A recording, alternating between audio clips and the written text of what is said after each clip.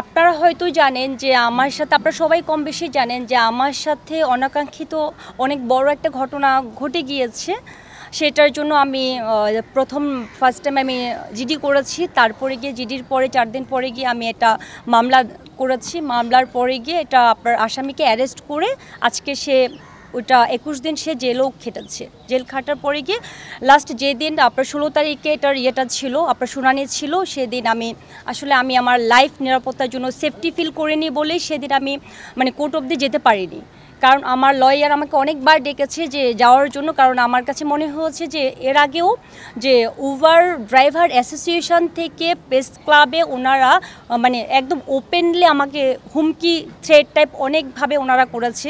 এর আগে ওনারা প্রেস ব্রিফিং করেছে যে যার জন্য আমার কাছে মনে হয়েছে, কারণ একটা ড্রাইভার যেহেতু এখানে এতগুলা ড্রাইভার একত্র হয়েছে, আমি একটা মেয়ে মানুষ, আমার কাছে মনে হয়েছে যে আমার লাইফ এখন আমি অনিশ্চিত আর লাইফটা আমি নিরাপত্তাহীনতায় ভুগছি। দ্যাটস ওয়াই আমি যাই নেই। ওই দিন জজ যে ছিলেন উনি কিন্তু আমাকে অনেকভাবে চেয়েছিল যে ভিকটিম আছে কিনা, সো আমি ছিলাম না বলে উনি আজকে জামিন পেয়েছে। যাই হোক, জামিন পেয়েছে, আমি সেটা নিয়ে আমার কোনো দুঃখ নেই। এখন আমি আমার লাইফে নিরাপত্তা চাচ্ছি। আমি সাংবাদিক ভাই বোনরা যারা আছেন, আপনাদের রেখে শ্রদ্ধা রেখে আমি বলছি যে আপনার কথাগুলো সবার মাধ্যমে যেন অ্যাটলিস্ট যারা আমাকে এই টাইপের থ্রেডগুলো দিচ্ছে। Walton washing machine, simplifying life with hassle free washing. ওনারা যেন যে মানুষগুলো ওপেনলি আমাকে নিয়ে নোংরাভাবে এত বাজেভাবে আমাকে উপস্থাপন করছে, আজকে আমার ফেসবুক আইডি হ্যাক করা ট্রাই করছে, আজকে আমি কমেন্ট বক্সগুলো আমি ডিলিট করে রেখেছি, কারণ ওইখানে কমেন্টগুলো এত বাজে বাজে কমেন্ট আসছে যেটা হচ্ছে পড়ার মতো কোনো পরিবেশ থাকে না। সো আমি তো একটা মা, আপনারা জানেন আমি কারো মেয়ে, আমার বাবা মা আছে, আমার একটা সুন্দর একটা পরিবার আছে। সো আমি একটা পরিবার নিয়ে আমি বিলং করছি। আমি কাজের পাশাপাশি আমি একটা একটা কি বলবো, একটা সুন্দর একটা ফ্যামিলি আমি বিলং করছি।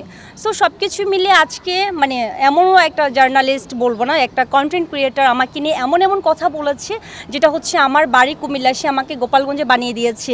সে আমাকে আমার হাজব্যান্ড, আমার বাবা মা, আমার ফ্যামিলিকে নিয়ে এত বাজে বাজে মন্তব্য করেছে যেগুলো আসলে হ্যাঁ যাই হোক সবাই মিলে এটা নিয়েও হয়তো অনেকে শুনেছেন, আমি কিছু বলেওছি, বাট সব কিছু মিলে আজকে আমি খুব বাজে একটা সিচুয়েশান ক্রিয়েট করছে।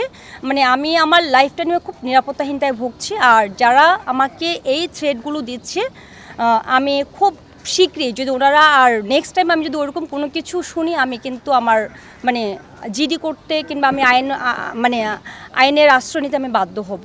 সো আমি ধন্যবাদ আপনাদের সবাইকে, আর ধন্যবাদ আমার পাশে আমার শিল্পী সমিতি আছেন, আছেন, আজকে জাস্ট আপনাদের সামনে বক্তব্য রেখেছেন।